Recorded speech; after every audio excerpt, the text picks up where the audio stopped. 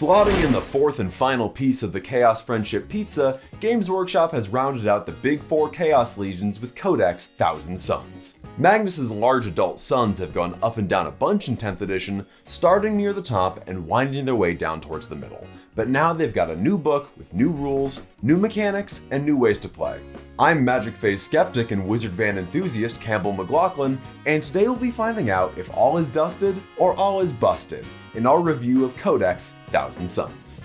Before we start charging our crystals and manifesting this ritual, we'd like to thank Games Workshop for providing us with a review copy of the Codex. If you'd like a bonus to your own casting rolls, why not hit that subscribe button? I promise, your head won't explode. Legally, I cannot make that promise. Lastly, you can head over to Goonhammer.com for a written companion to this video, with sample lists and more. Link in the description. There's a load to cover in this book, but we think these are the 5 standout features that you're gonna wanna know. Rituals. Cabal points are gone. You now have 4 rituals you can perform with your units that have similar effects to some of the old rituals, but the way they work is more transparent and a little easier to understand. Better shooting. There's loads of ways to not only get better AP on your attacks, AP2 bolt guns and warp flamers are relatively common, but even your psychic attacks generally lost hazardous. There's also a few ways to get free Overwatch in here, just for kicks. Improved datasheets.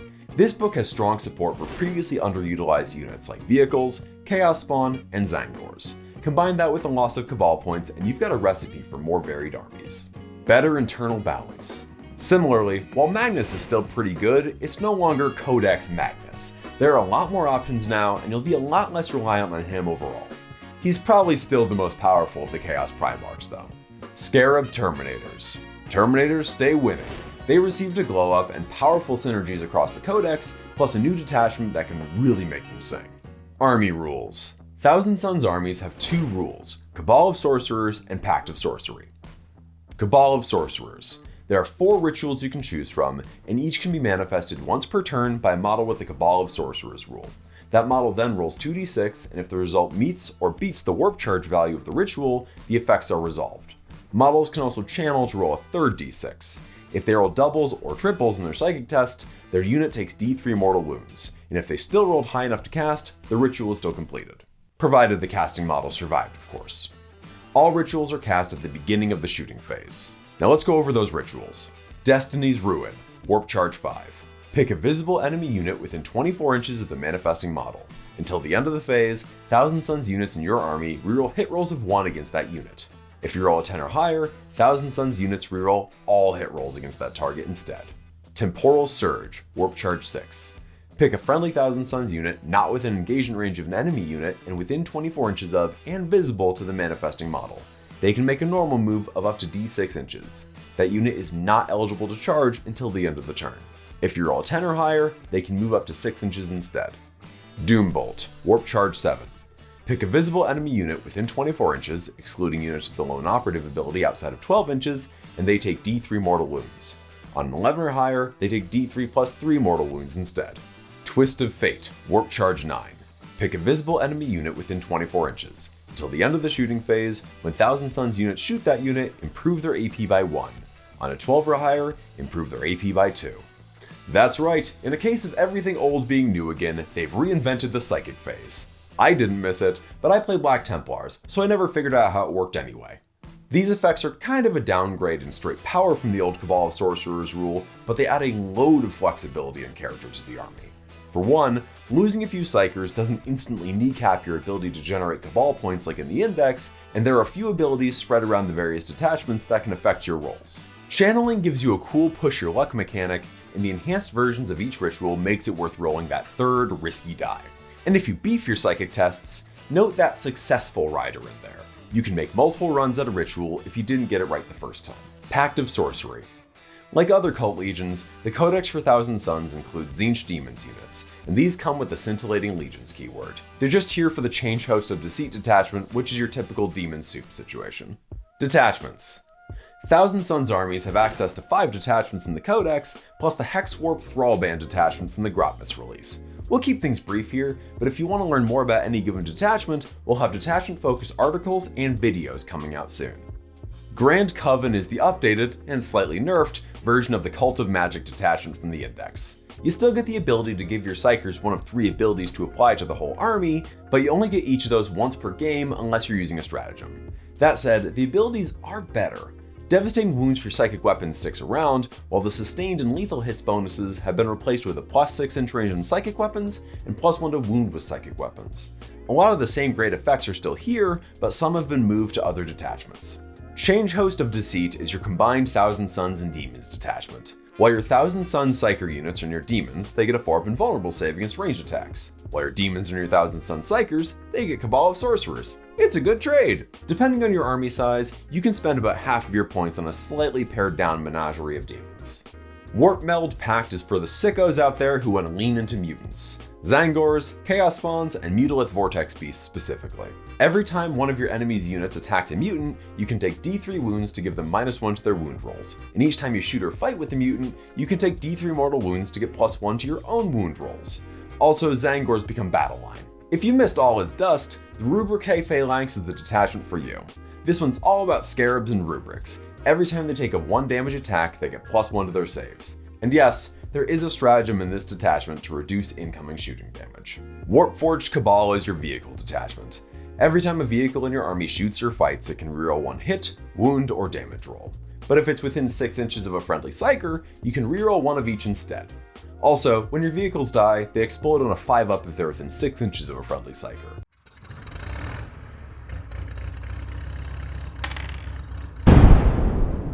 That ability is more funny than good, but the Armor Park detachments tend to be pretty solid. The best thing we can say about the Grotmist detachment, Hexwarp Thrallband, is that it's still here.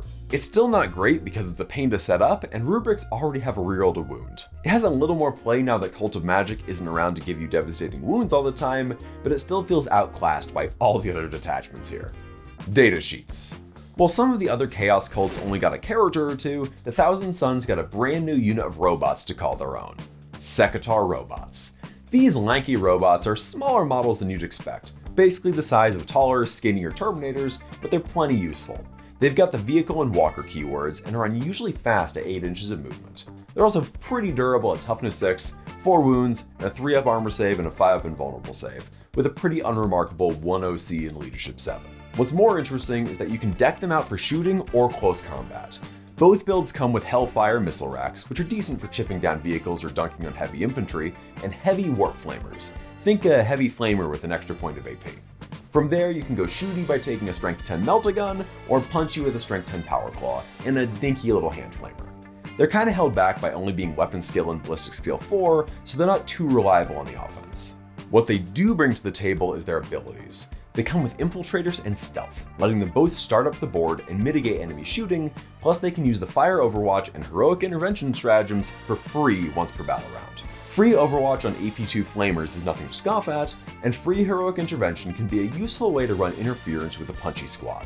These robots come in units of 2 or 4 models, though since characters can't attach to them, they're generally more useful as forward action units. You'll probably want to stick to just running them in pairs. We normally cover the biggest positive and negative changes next, but this is tzeentch we're talking about. Change is neither good nor bad, it simply is. So here's the 9 biggest changes in the new Codex.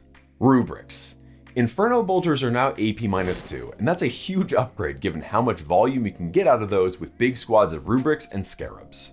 A unit of 10 Rubrics getting 16 AP2 bolter shots with rerolls to wound and ignoring cover with their icon, plus their Soul Reaper cannon at AP2, are a nasty threat at 24 inches of range, and you can easily push them to AP-4 with Twist of Fate. Scarabs. Likewise, Scarabs see 2 big changes here. First, AP2 Combi Bolters and Soul Reaper cannons dramatically increase their damage output. Second, having a flat -1 to wound when they have a Psyker in the unit makes them much tougher against small arms attacks that previously wounded them on 4s or 5s. Zangors. Zangors aren't your punchiest unit, but now that they have a built-in ability to go back into Deep Strike at the end of your opponent's turn, they're a must-take in the army as backfield objective holders who can move around the table to help you score late in the game. Magnus. Magnus is still your army's best psychic attacker, and his ability to get +2 to rituals makes him a very reliable caster, especially with the Mutilith Vortex Beast nearby. Don't get it twisted, he's still very good, he's just not quite the force multiplier he used to be, and he's likely to get edged out by some other options in the Codex. Forge Fiends. Having AP-2 on Hades autocannons makes Forge Fiends a much more serious threat, and the ability to stack that with rerolls to hit and bonus AP from Twist of Fate means they can plow through harder targets using sheer force of volume.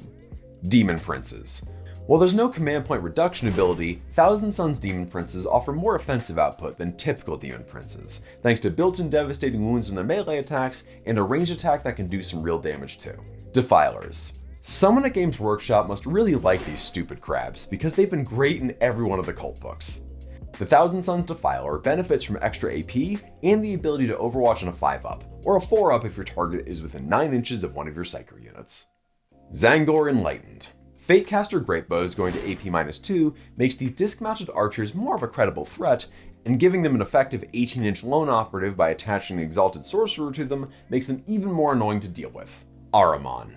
Ahriman is in the same boat as Magnus. He's still good and cheaper than he used to be, but his abilities just don't add enough value to bring him in most games. With +1 to rituals and the ability to redeploy 3 units, he's pretty useful, and his range attack is actually solid now.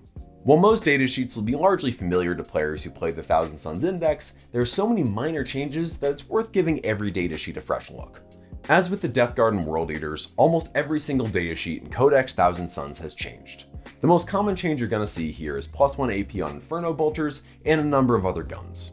Solid ammo weapons generally gained an extra point of AP, so Soul Reaper cannons, Hades autocannons, and Hellbrute autocannons all went up to AP-2.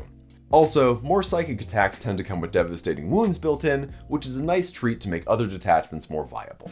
Now, we only got provisional points for our review, but if these are the points the army releases with, they're going to be very, very good. There are still some downsides here. The army is pretty elite, lacking the kind of cheap action units you generally want to see with its core units, but it can make up for that with Chaos Spawn and Zangors. You're also going to struggle against heavier armor. Similar to the Index version of this army, your main tools for handling big threats with a high toughness are going to be mortal wounds from Doombolt and your psychic attacks, missiles from your Hellfire missile racks, and big shots from Magnus. You could skew into it with Predator Annihilators, Vindicators, and Mutilith Vortex Beasts, but you're already running a pretty low model count army. How they play is going to depend heavily on your detachment, each of which are pretty clear about what units they want you taking. What won't change is your rituals. You'll want to have proper coverage with them most turns, and that just means having at least 4 living Psykers to cast them. Just be prepared to lose a few models to miscasts, especially if you push your luck with channeling. That can really hurt, especially on 5 model units of rubrics who don't want to lose even a single Warp Flamer. The rituals themselves are interesting. They're really more about focusing down big targets with the versatility to kill 2 or 3 in a single round, depending on what you have to throw at them and how tough they are. Destiny's Ruin is the easiest of the bunch to pull off, and more or less gives you access to your own personal shooting phase Oath of Moment, and Twist of Fate likewise can really supercharge your AP1 and AP2 output. For the more traditional or combined arms detachments, a lot of this will seem familiar. Infernal Masters aren't quite as nasty as they used to be since they don't have devastating wounds all the time, and Magnus isn't quite the must-take he was without that +1 to hit and wound aura. But the points we were given have him coming in cheap enough where you might not care anyway. Even coming in cheaper though, you're gonna miss that +1 to wound when you're taking on those bigger threats. We think Thousand Sons are gonna be good. Very good. Our test games have seen them playing a game that's borderline non-interactive, and they aren't slowed down by the loss of more powerful ritual effects from the Index. If anything, they're just as good now that they can reliably get all 4 off in one turn, and one of those is basically Oath of Moment, the entire army rule for Space Marines. The drop in reliance on Cabal points also opens things up for you to run a ton of other units, and you can easily get by with a few units of rubrics and characters, filling up the rest of your points with Mutilith Vortex Beasts, vehicles, and Zangors, making the army much more versatile. Pretty much all the detachments here at play, and if you're a Thousand Sons player, this book is everything you ever wanted. If you're interested in more arcane lore, twisted secrets, and wizardly orb ponderings, head over to Goonhammer.com. You can also support us on Patreon, or subscribe to us here on YouTube. I've been Cabal Point McMiscast, manifesting whatever ritual lets me end this video. Thanks for watching.